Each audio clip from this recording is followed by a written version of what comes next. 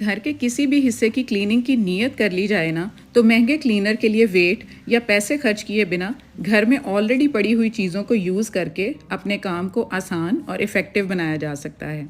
आज घर के शीशे साफ़ करने का टास्क शेयर कर रही हूँ, लेकिन क्लीनर जो यूज़ करने वाली हूँ ना, आप देखेंगे और लिटरली हैरान हो जाएंगे कि कितना आसान था क्लीनिंग करना। एक माइनर सी चीज़ जिसको हम ऐसे डिस्कार्ड कर दिया करते हैं, कितनी यूज़फुल साबित हो सकती है। तो without skipping, let's dig into the video. अस्सलाम वालेकुम everyone, welcome to Womenia ATF with a new video and I hope you all are very good. I am also fine, अल्हम्दुलिल्लाह। वॉशरूम के शीशे चूँकि पानी के छींटे पड़ने की वजह से ज़्यादा और जल्दी गंदे हो जाते हैं, इन पर वाइट स्टेन्स आ जाते हैं। सो मैं इन शीशों को आज क्लीन करने वाली हूँ और आपको प्रूव करूँगी कि जो क्लीनर मैं DIY करके यूज़ करने वाली हूँ ना, वो कितना प्रैक्टिकल है। घर के सब लुकिंग ग्लासेस के लिए किसी भी जगह कोई भी शीशा हो, आप उसको साफ़ करें, ज़बरदस्त क्लीनिंग करेगा। तो मैं आपको चल के बताती हूँ कि एक माइनर सी चीज़ वो कौन सी है जो मैं यूज़ करती हूँ। तो जनाब, ये मेरे बच्चों के और मेरे वॉशरूम के टूथपेस्ट हो गए थे एंड, पर मैं इनका यहाँ पर ही एंड नहीं करने वाली।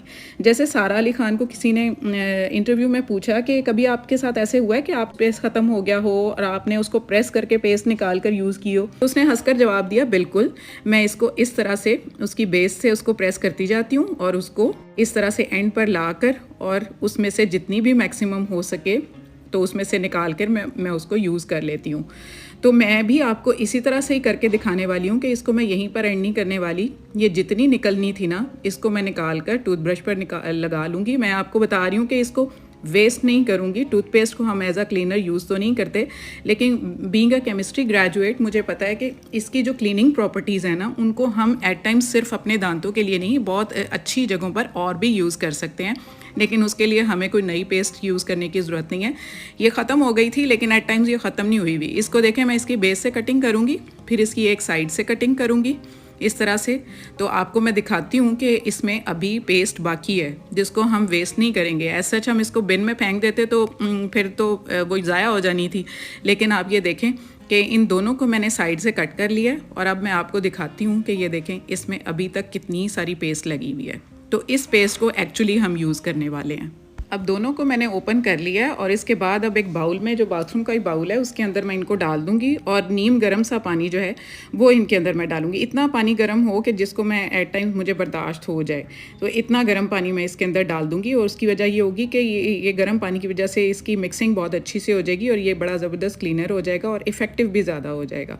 तो उसके बाद इसको मैं हाथों से मसल के अच्छे से इसकी जितनी सारी पेस्ट इसके अंदर थी ना, उसको मैं रिमूव कर दूँगी। और रिमूव करने के बाद अब आप ये देख रहे हैं, अभी मैं इसको रिमूव ही कर रही हूँ तो इसके अंदर झाग बनना शुरू हो गया, क्योंकि इसकी क्लीनिंग प्रॉपर्टीज़ तो बहरहाल होती ही हैं, जो कि आगे चलकर हम यूज़ करने वाले हैं किस तरह से। तो ये देखें, इसको मैं थोड़ा सा इसको मैंने इसमें मिक्स किया है, तो इसकी झाग किस तरह से ऐसे है जैसे मैंने इसके अंदर सर्फ डाल दिया हो, इस तरह से इसकी झाग बन गई है। तो अब इसको गर्म पानी में डालकर अच्छे से मिक्स करके, तो इसका ये अब ये इसका लादर और इसका ये झाग देख लें कितना ज़बरदस्त इसका रेडी हो गया है। अब ये हमारा क्लीनर बन गया है। इसको हम क्या करेंगे कि हाफ़ को मैं इस तरह से शावर बॉटल में निकाल लूँगी, जिसको मैं आगे चलकर अपने शीशों के लिए यूज़ करने वाली हूँ।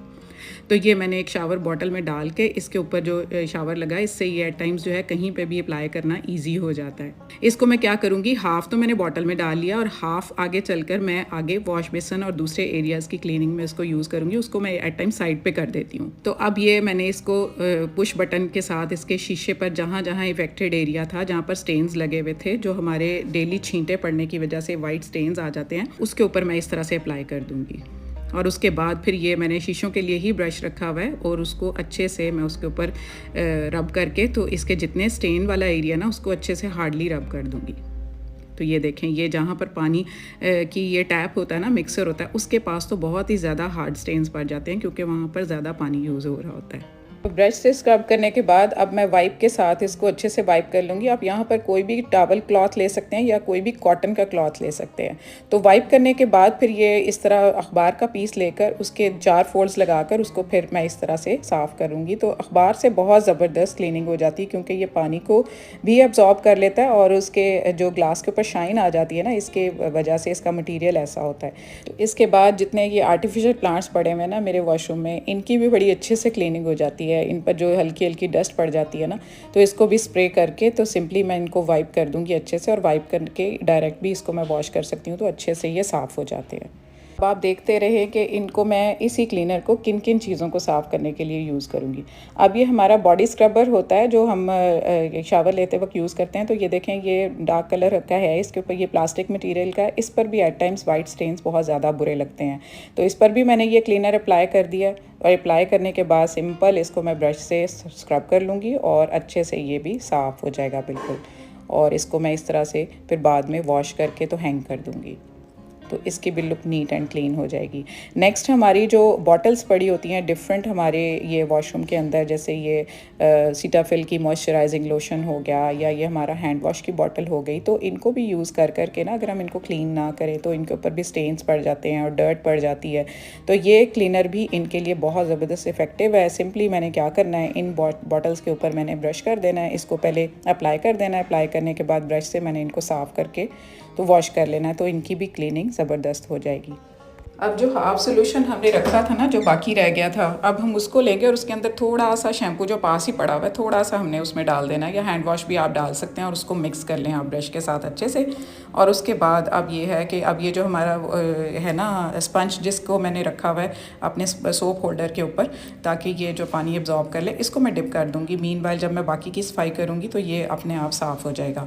तो इसमें से थोड़ा सा मैं वॉश बेसन के अंदर अप्लाई कर दूँगी। अप्लाई करने के बाद फिर ब्रश से उसको अच्छे से क्लीन कर लूँगी, तो वॉश बेसन जो है ना वो मेरा ज़बरदस्त चमक के तैयार हो जाएगा। अब इसके अंदर मैंने सिर्फ और सिर्फ थोड़ा सा ये इसको अपना शैम्पू डाला है और उसके बाद इसको मैं सोप होल्डर को भी अच्छे से ब्रश के साथ क्लीन कर लूँगी, क्योंकि इसके अंदर एट टाइम्स अगर साफ़ ना करें तो जो साबुन होता है ना वो चिपक जाता है, जो कि बहुत हार्ड हो जाता है, रिमूव करना मुश्किल हो जाता है।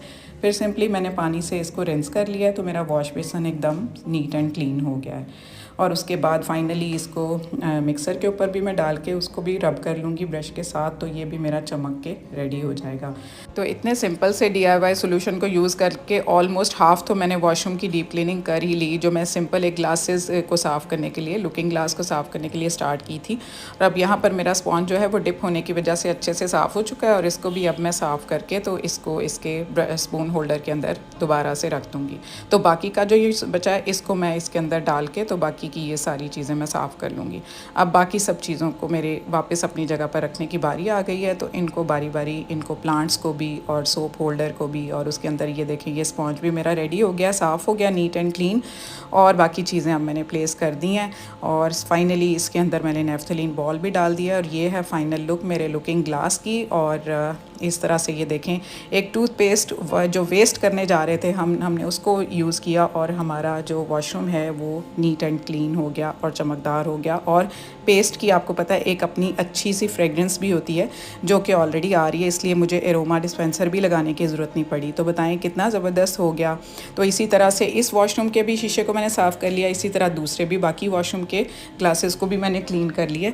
तो मेरी ये क्लीनिंग जो है वो ज़बरदस्त हो गई है। तो आई होप आपको ये मेरा आज का आइडिया पसंद आया होगा। ज़रूर आप अपनी पेस्ट को अब वेस्ट करने से पहले उसमें से इस तरह से रिमूव करके तो अपना सोल्यूशन खुद से तैयार करें और अपने घर के जितने भी शीशे हैं ना उनको इस तरह से चमकदार बनाएं।